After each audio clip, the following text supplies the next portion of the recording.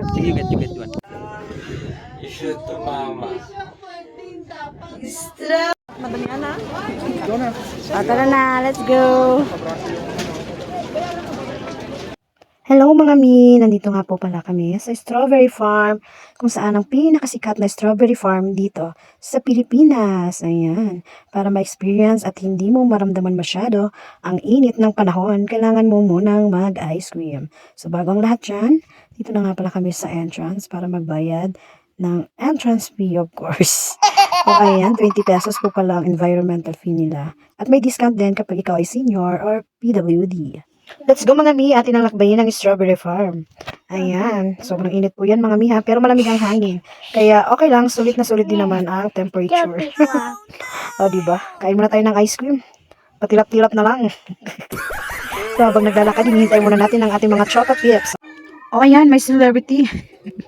Sarap ng kain ng ice cream. O diba? Enjoy na enjoy nila. 50 pesos na ice cream, napakamahal. Alright, tara na. Umpisahan na natin maglakad mga mi. Malakas na ang tirik ng araw. Nakakamiss yung ganito, yung nasa bukid ka guys. Tapos dandan lang or kukuha ka ng kawayan. O di kaya naman kukuha ka ng gulay, ng pako, mga ganoon. Or yung ginagamit namin sa pagtahi ng lipa, ang banuis. O diba? Pero this time around, wow, English yan ha. Mamimitas tayo ng strawberry.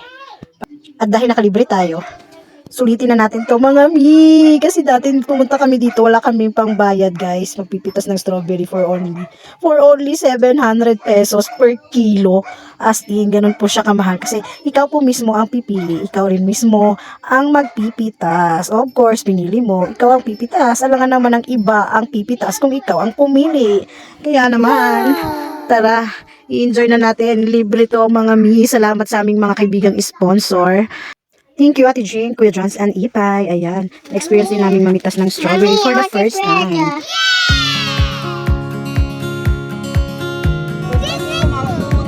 Ay, first time niya?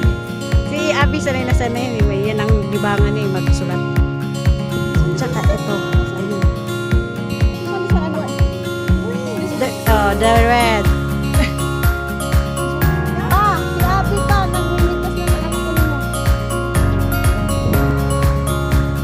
Ayun nga, nadaanan yung sa pang.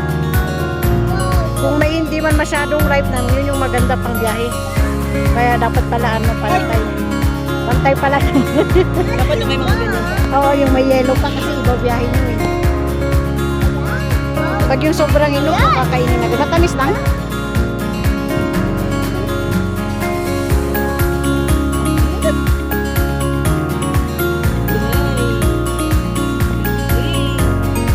Strawberries na.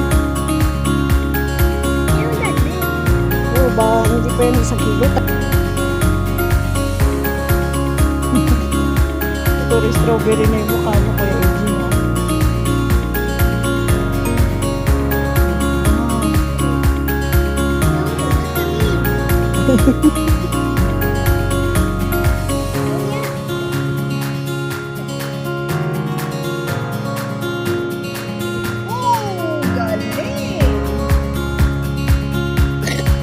Marami pala isang kilo. Ay, isang kilo yung isang patila. Uy, baka sumubrang tayo. Sumubrang tayo. Iwan natin sila kung kami magbahay.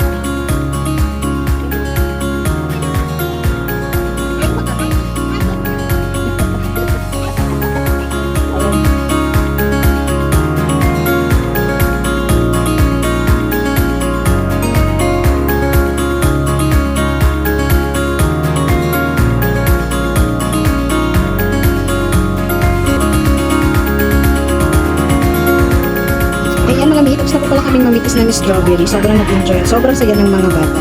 Kaya naman ikikilo na namin kung magkano na po ang papatak sa aming mga strawberries. So, go!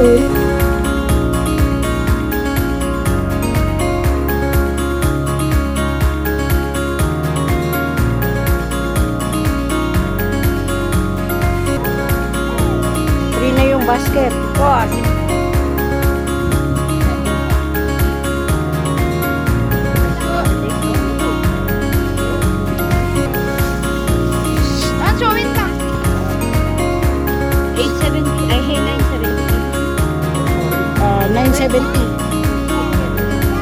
Oo, 911. Mag-apply kayo. Ay, hindi. 970. Thank you, Jocelyn's Farm. Ado na tayo.